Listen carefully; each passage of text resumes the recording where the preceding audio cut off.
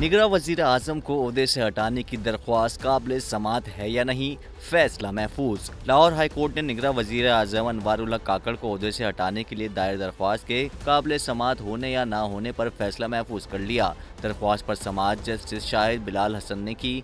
दरख्वास्त गुजार का कहना था, निगरां वज़ीर आज़म की तकर्रुरी 90 रोज़ मुकम्मल होने के बाद गैर मौसर हो चुकी। आईनी तौर पर अनवारुल हक काकड़ निगरां वज़ीर आज़म नहीं रहे, लिहाजा अदालत निगरां वज़ीर आज़म को ओहदे से हटाने के अहकाम जारी करे। जबकि वफाकी हुकूमत के वकील ने दरख्वास्त को नाकाबिल समाअत करार देने की इस्तदा करते हुए कहा कि इस नौयत का मामला सुप्रीम कोर्ट में ज़ेर समाअत है। लाहौर हाई कोर्ट ने फरीकैन के दलाइल सुनने के बाद दरख्वास्त के काबिल समाअत होने या ना होने पर फैसला महफूज कर लिया।